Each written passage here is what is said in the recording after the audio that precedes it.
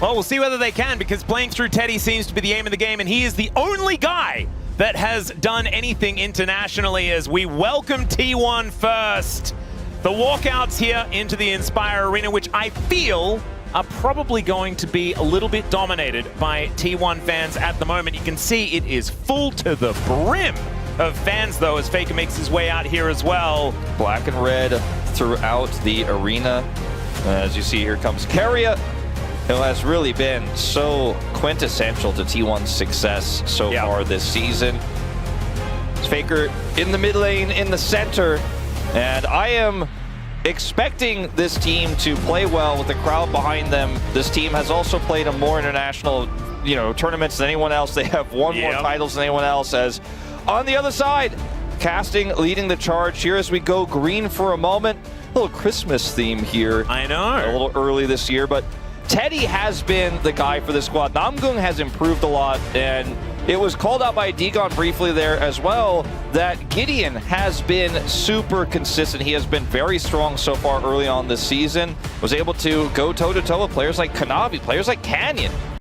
Oner does prefer Xinjiao in the matchup. They could wait and see what comes through because it's Faker. Yeah, ears up. That's what happens. And I mean, they're on a road show as well. Obviously, you're going to treat your fans to the Faker Azir. Of course. That would be 100% what any mid laner except Faker would do in this situation. Yeah, absolutely. Absolutely. I'd just love it if it was a possibility. Nico going to be picked up for Keria, though. Absolutely deadly in his hands. And let's see what Pays wants to be playing alongside it. It's actually doing double duty, as of course Nico is a decent bot laner, but there's also the fact that you're taking it away towards the Nico in the majority of his games. Looks like they're going to go for the Nocturne here instead. Pays is happy to play a lot of different aggressive champions in the bottom lane. Having a Ghost Blade in it, which can be very, very nice. Doran's playing Aurora. Okay. Ooh. I did kind of forget about this, to be honest, because this is one of Namgung's favorites, if not just outright his favorite. He has picked up where Lehen's left off with this pick, and he has been trying to make waves with it. He's had a few good performances on it, even in losses. It's a high-risk pick, but it works well with the Akali, and they already have a lot of setup between the Renekton stun and the Xinjiao engage. And the snap engage, and yeah, my goodness. Look at this. The Inspire Arena is entirely full. And Wolf, we've been there. That place is huge. It is massive. And this is regular season LCK here in 2026. Yeah, I mean, a lot of esports would be lucky to have their finals here. Yeah, exactly. We did, in fact, have our finals here, Wolf. That did happen.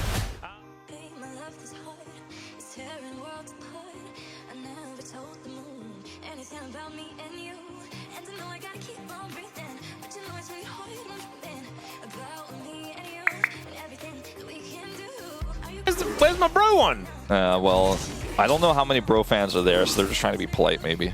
Well, wouldn't you do, like, okay, casting. By the way, I mentioned Doran. And a dice. He, just flash on him, casting. Don't be scared. In a level 2 gank, maybe? Yeah, Doran is in a bit of trouble. Needs level 6 in most cases. Gideon's going to head up here because Doran has turned this lane around. He is still holding a flash, and he's going to need it. Yeah, there's another slice and dice as the flash immediately follows. But Doran gets far enough away underneath the turret and will survive. Still has to use the flash, but gets 2 on the other side. Really nice flash timing there for Doran. Oh, dearie me. The Deadly Flourish is named pretty well on the way back, but now Doran with no teleport is leaving.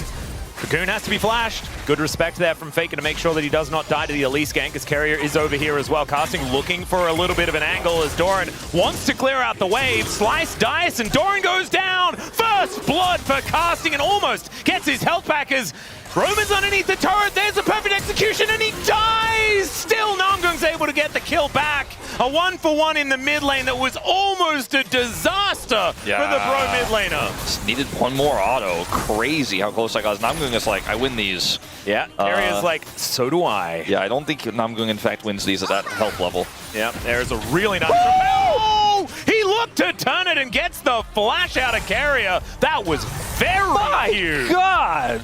Ranged champions that he will be able to use that ulti very effectively against us. There is the counter engage here from Oner.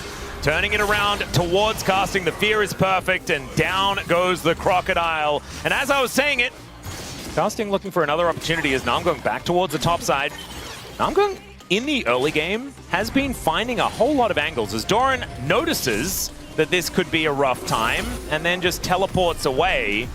Is what he went for there. As Roman once again looking for an opportunity, dodges the Emperor's Divide quite nicely here as he will land the backflip. And does he have the ulti? The perfect execution! Solo kill for Roma in his first game back after a hiatus. That is gorgeous! On the map, so this is kind of expected as Romer finds the angle here, hits the Q, sidesteps. I mean, it's just a sidestep, it's not a flash.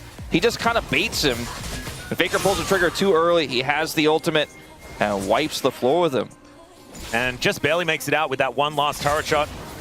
Carrier looking to come in and, predicts the dash away. Paranoia gets the flash as Oner may need to get out of here. Carrier was going to die otherwise. And Bro are on Dragon at the same time. Well, there's the ulti out from Doran as well, so he's not going to be able to use this for said Dragon. Casting can teleport down. I think this is a dangerous one for T1 to contest. I think he wants to kill. The flash in from Casting, he finds the Dominus, and the slice is there. Doran will be able to outplay it though as he takes out the Crocodile. Just kites him around. There's a Pop Blossom as well as T1 looking to lock things down in the bottom side of the map as well. Gideon very, very low. Teddy does grab a kill as I think that was a true shot barrage into the top lane as now Faker's going to get taken out by Roma once again. Back-to-back solo kills from this Akali. If he has the second one, he kills him and escapes. I think he also needed only like one extra of the Ticket Dominus as well. Yeah. Doran was clearing out the wave and just dies to Teddy. Yeah. Kill, but still got the assist money. He's still dead even with Doran. And he's still just trying to kill him. Dash Cannon going to be used to try and get Doran out of here. There's another ulti in trade for Doran's. Here for the bros, as Faker looking to grab some plates here on this bottom side. They know that Oner is here, but of course, very difficult to dive in Akali, and she does have a habit of being invisible. Yes. That Shroud is now down, and now he's actually looking for an all-in onto Faker. There's the Emperor's Divide as he flashes, but doesn't find the angle. Rift Herald is taken here. Is there another backflip? And the answer is no. Oner is just going to lap up the Akali. Even though he's on 2 items. As Faker? Yeah, just looking for an angle towards Namgung here. Doesn't have much to go to after that repel. And will now look to flash away. Teddy finding an angle towards Faker here as he doesn't land that last Mystic shot, which would have very much hurt. Faker doesn't have TP, he's going to have to slowly make his way over if they want to fight. Also on a bit of a flank angle here, but is spotted by Roma right now. True Shot Barrage just going to help out with the Dragon at the minute. That doesn't really hit onto the T1 players who are biding their time. Doran is going to dash in, does look for the Elise. He does manage to make his way out of there, but it's the Nico that goes down. The steal comes through for Oner though, and he takes down his opposite number. Roma now looking to see what he can get done, as Faker will be taken out. It's a massive Q from Casting to keep him alive, and now Teddy is trying to figure it out in the interim. Doran and Oner, great flash to get Doran out of there, but is the Arcane Shift coming back off cooldown, and Teddy done. And Faker hits 6,000 assists. I'm going to go out on a limb and say that he has the most in the league. Wow. Teddy, Arcane Shift is very high value in that moment. True Shot Barrage comes through, takes the cannon as well, as they're not able to take down the turret. Gideon goes in, Crescent Guard there to keep him alive as Casting gets into that backline. Pop Blossom onto only the Renekton. You can understand why as he cuts down the Jhin. Doran gets himself out of there via the back of the team fight, and Namgung is going to be taken out. Roma now looking for Faker one more time. He really just wants to kill this Azir over and over again, and he is going to be able to do so. Another solo kill. Game starts to feel pretty scary if you're a T1 fan, one of the many thousands in the arena right now. Exactly. Namgung is likely to be dead, but does make his way out of the Emperor's Divide. True Shot Barrage there as well. Through the chaos that Bro has set up here, and it's a lot of the time been Casting's Renekton as Gideon. All right, just walks into the darkness as Doran almost kills Namgung, just 100-0. Link off into the fog of war. A little bit dangerous here for Oner. Does have Faker's back, but a lot of people are here. Yeah, let's see whether Roma can get himself out of here as the Emperor's Divide is going to push the Akali back. Goes Golden, is now Casting. Was thinking about going aggressive, does not decide to go in, and Roma, he's able to get out. Faker's now in such an awkward position, and Namgung gets it with a dash cannon. In goes Gideon. The wind becomes lightning as now Oner is in trouble. He gets smote, and he should be taken down as Nevermind had to break the fear, but still Gideon gets on top of him. And now Jhin versus Renekton is not a matchup that's great for the Jhin that doesn't have buttons left over, as there's another audacious charge, and indeed it is audacious out of Gideon. Doran, he's given up on team fighting. He doesn't want to do that anymore. I can understand it, but now he's being chased down by Roma, who does have him walking the wrong direction. Still health bar advantage here as, yeah, Kali struggles to stop a teleport, and this is kind of where T1 thrive. At the moment, Bro have a brilliant position in this game, but that could change with some great play out of T1 that we know they have in them. Faker taking some damage. Romer is not here yet. Yeah, is going to make his way in now, as Doran does a lot of damage to Namgung, but this time his health bar is looking all right. As T1 moving down towards this dragon, it's spawning right now, and T1 have positional advantage. Bro could give this up, but they want to really force the fight. Yeah, it looks like they do just want to commit to this. True Shot Barrage onto 3. Massive value here for Teddy as the Bros move in. Arcane Shift forward. He is ravenous right now. As Between Worlds goes Doran just for some poke damage as he flashes forward looking to take down the elites. Pop Blossom connects as Carrier gets himself out immediately, but Roma's already taken him down. Faker gets in and he will find the Empress Divide, but they're losing the fight regardless. Oner is going to get hit by the Wind Becomes Lightning, and Faker is trying to kite with these Sand Soldiers, but Roma's at full health, ready to execute them. And Hunch and Prion, they get the soul, and I think they're in position to win game 1. They here. Let's see whether they find it. The Wind Becomes Lightning does not connect, but the flash will come out. Oh, the 3 Talon Strike is going to get the knock up, and another charge takes down the Azir. It's a solo kill. They end up getting Faker moments later. Now, Baron is here to be able to take it. Oh dear, this could be where the Bros lose the game. They are just going to pull off the Baron as Casting. He can tank it pretty comfortably here. You will just be doing a bunch of extra damage and having that extra healing as well that the Lifeline would provide. T1 need to make sure that they execute him. As in goes Gideon one more time. The aggression does not stop as Roma's ulted in, looking for Carrier. Could find an angle here. Perfect execution is not actually going to come on through as that True Shot Barrage. That could have actually killed. I think they have time. I think they can do this. Teddy's right here. FaZe is in the base. Like, I think this is just gone. I mean, it should be, unless it's stolen with a Paranoia. As Doran throwing some things around. Teleport does come in to make sure that they have some vision available, and they've also got some of these control wards in the back of the pit. But T1 Bro just pull off. In goes Oner. He steals it away. Obviously, he was going to steal it away. As now Roma looks for a flank angle, but he's on vision himself. And T1 just take the Baron and walk away. Doran here, and also the mid turret is up for grabs. It really does feel a little bit like the script writers are getting lazy. I'm not going to lie. It's going to be really difficult to steal, and then he stole it at, like, I want to say 500, so they kind of just messed up the smite. Yeah, I would also go to the sky. As Namgung almost dies anyway. Yeah. As Casting almost gets one shot by Doran as well. This doesn't seem like it should be allowed, but he finishes his death cap. Starting to teeter a little bit. I mean, obviously with the Baron on the other side, you don't have pry-out. It's hard to wrap around, but they do get in position to actually pull T1 back. Romer? Yeah, let's see whether the backflip is going to be enough, and it is. Dash Cannon as well to create even more space as the rest of T1 thinking about starting this up. Gideon's there. And here comes Casting over here as well. It is very scary. Doran gets in there with the blast cone as Casting. He's got the casting cone. He does. There are 2 of them, in fact. Namgung thinking about trying his hand at one of those as well.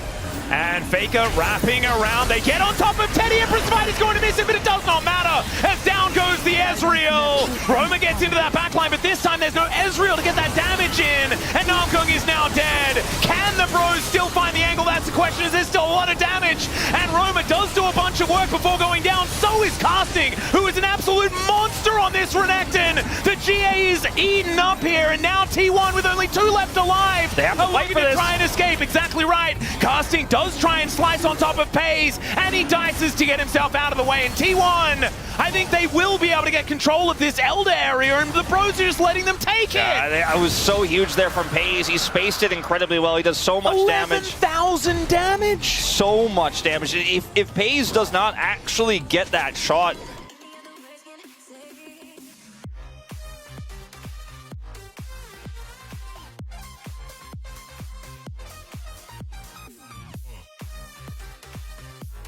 Gideon just going to taxi over to the Merc Wolves here with the help of Namgung, as Teddy is almost just dead from a curtain call that is going to get pressed here. The fourth shot not going to land, but still, Teddy had a GA, so he was going to be all right as man. Roma, dude, we need you somewhere that's not like in the middle of nowhere. Worried about, so it's also the spirit of Jin Air, right? This is Teddy versus T1, right? As Roma looks for pace, he gets into that backline, the flank. It may have paid off as he gets him down to the GA. Goes golden here as well as Carrier gets in with the Puff Blossom. Roma finds the perfect execution and down goes pace. It's a 1-for-1 as now Gideon is getting the value from this Chemtech Soul. Still holds on to his GA, and now it's Casting that dashes in. Gets on top of Faker. He will go golden though, and now Casting is going to survive. He's still slicing and dicing. He has that GA to keep him safe, and he's putting this Chemtech Soul through its paces. The Bros, they may have just done it. T1 have lost their carries. I think this is going to be the push to end the game. Casting still has GA, so does Gideon. And there's just no damage here. Doran does go back up to full. He has to be the one to defend. He gets the GA. Yep, there is one of the GAs taken down here and takes out Namgung as well. Doran has to do this by himself as Carrier doesn't have a massive amount of damage, and Oner is melee, and it is going to be enough. And Casting's on the flank. Yep, another True Shot Barrage comes in as Casting. It's the Casting code one more time as Roma gets on in there to take him down, but still he's going to die. Casting slicing and dicing through the fight here, but it's Aurora that's doing so much damage. Doran is just gigantic. Empress Divide as Faker swoops in, and there's the Elder number 2 to go over to T1. This circus, ladies and gentlemen, they saved the best for the homestand. And the Bros, I think, are now in absolute dire straits as we hit the longest game in 20 seconds time. Well, at the end of the day, this time Doran's got the Elder. Oner is going to spell shield. And this True Shot Barrage is Teddy's last hope. They're trying to clear this wave so desperately. Oh my goodness. They looked at Namgung and he almost just straight up died as Teddy Arcane shifted into the Aurora damage. They clear the wave. They're going to get some time here to get Teddy up to as much health as he can get. I mean, there's no Baron, right? So they're trying to utilize these death timers in order to go in. There's the Paranoias. Oh my goodness. These turrets just do not last. As now it's a naked Nexus. In goes Oner. He will be taken out by Teddy though, who manages to outplay it. Doran getting himself out of the way is this Nexus. It's so close to dead. It's Teddy! He takes down the Jin. It's a double as he executes Doran, but the